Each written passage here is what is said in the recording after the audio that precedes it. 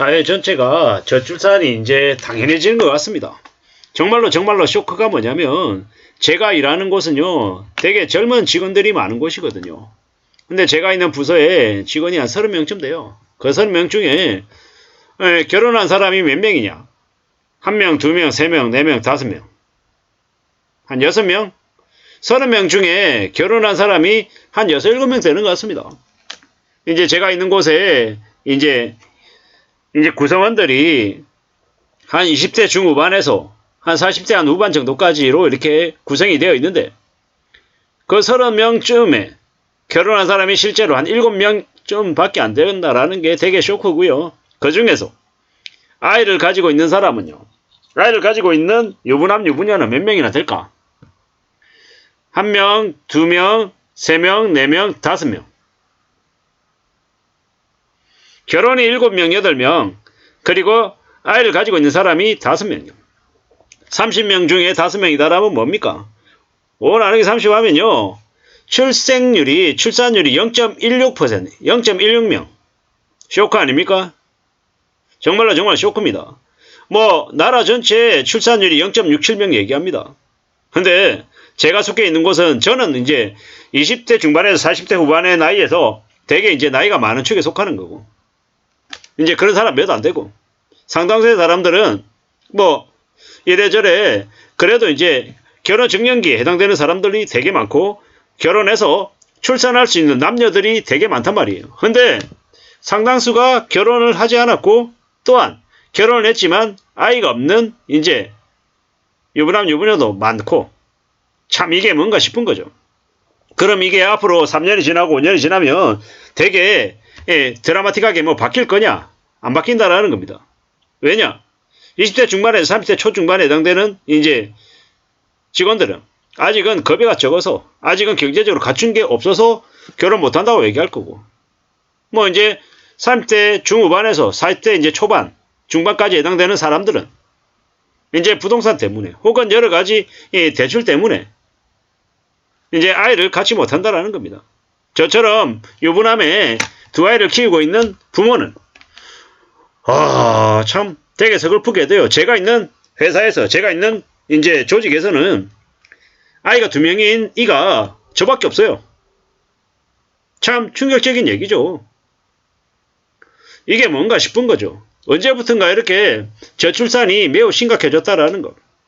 그런데도 지금의 청년들에게 일자리 제공이든 아니면 그네들이 이제 결혼을 하고 아이를 낳을 수 있는 여건들이 되냐라는 겁니다. 안 되죠.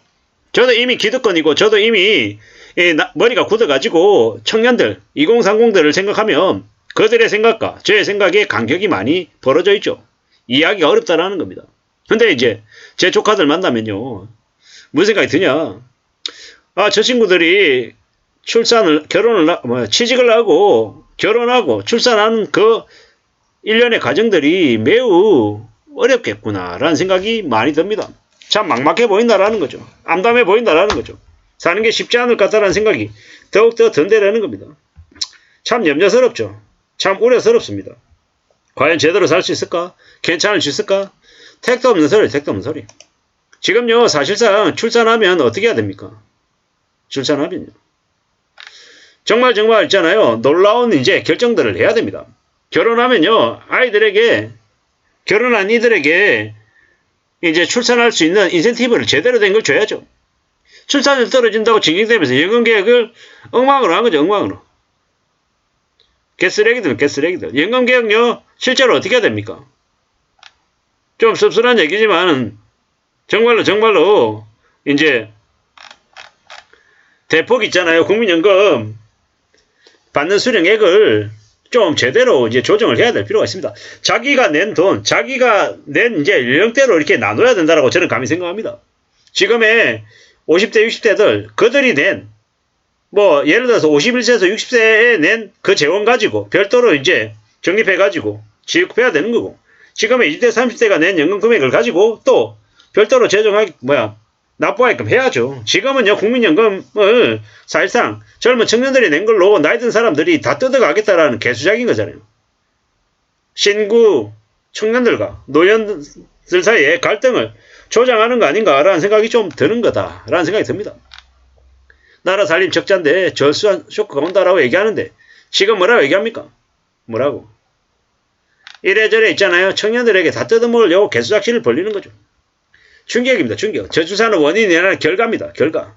나라가 망해서 저출산이다라는 겁니다. 60대 이상은 지급연금 받아 처먹을 생각에 21세기에 20세기의 지역감정 갈라치기에 이제 저들어서 말이 되냐라는 겁니다. 참 씁쓸한 얘기입니다. 이게 뭡니까? 이게 참 20년간 자식 키우고 10년은 내 좀 다니다가 20년간 추가로 벌어서 남은 인생 계획 세우는 게 정상인데 30년을 자식 키우게 하고 20년 버티다가 남은 인생 연금하고 자식 용돈 빨아서 먹고 사는 나라가 되어간다라는 겁니다. 참 씁쓸하죠. 씁쓸해. 이게 뭡니까? 2030들이 현재 물가 감당도 안 되는 세상에서 나가자마자 40%씩 세금 떼이는 삶에 예약당하기 뻔한데 왜 애를 낳겠냐라는 겁니다. 지금만큼만 살아도 힘든데 자살하는 청년들이 있는 나라에서 누구 좋으라고 애를 낳냐라는 겁니다. 참 씁쓸한 생각들이 많이 듭니다. 출산대책 여가부 같은 데 손도 못 대게 해야 됩니다. 저출산 예산 성인지 예산 350조 누구 오주머니에 들어가는지 조사해라. 여성단체에 뿌려졌는지 철저히 검증이 필요하다라는 겁니다. 부모 세대가 정말로 자식 세대들을 위한다라고 하면요. 이런 중간에 그 여성단체니 지랄이니 하는 그런 쓰레기 같은 사회단체들 다 없애고 실질적으로 아이를 출산하고 아이를 키우는 그 젊은 부모들에게 지원해 주시는 부분들을 만들어야 됩니다. 참 씁쓸하다는 생각이 듭니다. 먹고 살기도 힘든데 뭔 결혼이고 애 낳아서 사냐라는 겁니다. 세금을 전부 다 나라에 있는 도둑놈들이 다 헤쳐먹는데